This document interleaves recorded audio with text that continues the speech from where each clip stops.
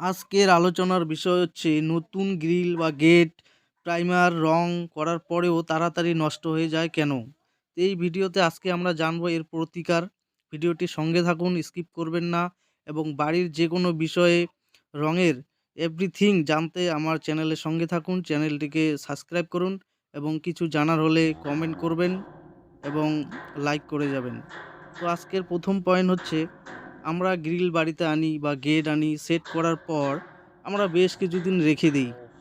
রেখে দেওয়ার পরে সেটিকে আমরা ঘষাঘষি করি বা প্রাইমার করি, রং করি। তো তার ফলে যেটা হচ্ছে, বেশি দিন রাখার ফলে গ্রিলটিতে প্রচুর পরিমাণে জং ধরে। এই জংটা ঘষার সময় যদি কেউ ভুল করেও কম ঘষে বা কোনো জায়গায় জং থেকে যায়, তার ফলে সেই জায়গা থেকে আ রং হোক বা প্রাইমার করার পরেও তাড়াতাড়ি করে আবার ওই জংটা রং ভেদ করে চলে আসে। তো এর জন্য আমরা প্রথমে যে ভুলটি করলাম, সেটার থেকে পরিত্রাণ পেতে আমরা গ্রিল সেট করার কিছুদিন পরেই ২-৪ দিনের মধ্যেই আমরা গ্রিলটাকে প্রাইমার করতে হবে এবং রং যদি করতে চান করবেন, না করলে কিছুদিন পরেও করতে পারেন। এবার মেন কথা হচ্ছে, আমরা প্রাইমার করার আগে গ্রিলটাকে কি করবেন বা রডটাকে বা গেটটাকে আপনারা কি করবেন? তো এটা হচ্ছে আপনার, এর জন্য প্রথমেই প্রয়োজন ১০০ নাম্বারের রেড পেপার, একটা স্ক্রাইপার বা পুট্টি করার যে পুরনো পাতি, আর হচ্ছে একটা ব্রাশ অথবা রোলার। এগুলো দিয়েই করতে হবে। এবার হচ্ছে, আপনি যখন গ্রিল নতুন আনছেন, নতুন গ্রিলটিকে ভাবছেন যে ভালো করে অত বেশি ঘষতে হবে না। তো এটা একটা ভুল ধারণা মানুষের। নতুন গ্রিল আনার পরেও সেই গ্রিলটিকে ভালোভাবে ঘষতে লাগবে ১০০ নাম্বার রেড পেপার দিয়ে। আর যে জায়গাগুলো গ্রিলের জয়েন আছে বা ঝালাই করা আছে, সেই জায়গায় কালো রঙের কার্বন থাকে, সেই কার্বনটাকে ভালো করে পরিষ্কার করতে হবে, যেন কোনো কার্বনের ছিটা ওই গ্রিলে বা গেটের কোনো কোণায় না থাকে।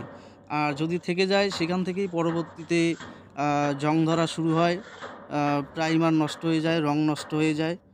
তো প্রথমে আমরা এই কাজটা করব না। মানে গ্রিল নতুন হোক বা পুরানো হোক, আ ভালো করে ঘষতে হবে, কার্বনটাকে ফেলতে হবে। তারপরে গ্রিলটিতে ভালো মানের প্রাইমার করতে হবে। ভালো মানের বলতে, যেমন ডুকো প্রাইমার, এশিয়ান পেইন্টের বা জিঙ্ক প্রাইমার। এই প্রাইমারগুলো কি হয়, লংজিভিটি অনেক বেশি হয়, রঙের গ্লেজ ভালো হয় এবং গ্রিলটিকে বা গেটটিকে মজবুত করে রাখে। তো আমরা প্রথমেই মনে রাখবো যে কম দামি মার্কেটের যে কোনো প্রাইমার করব না। ভালো মানের প্রাইমার করতে হবে, যার ফলে গ্রিল বা গেট এর লংজিভিটি অনেক বেশি হবে, অনেক দিন টেকসই দিবে। আমরা এখানে ডুকো প্রাইমার করছি। মনে রাখবেন, প্রাইমার করার সময় যে কোনো প্রাইমারেই তারপিন বা থিনার বেশি পরিমাণে মিক্সড করবেন না। ১ লিটার প্রাইমারের মধ্যে ম্যাক্সিমাম ১০০ ml তারপিন বা থিনার ব্যবহার করতে পারেন এবং এটিকে ভালো করে গুলিয়ে নিয়ে গেটে বা গ্রিলে ইউজ করবেন। তাহলে গ্রিলটি ভালো থাকবে। ধন্যবাদ আমার এই ভিডিওটির সঙ্গে থাকার জন্য। আমার পাশে থাকবেন এবং চ্যানেলটিকে সাবস্ক্রাইব করে যাবেন। আপনারা দেখতে থাকুন রোলার দিয়ে কিভাবে গেটটিতে প্রাইমার করা হচ্ছে।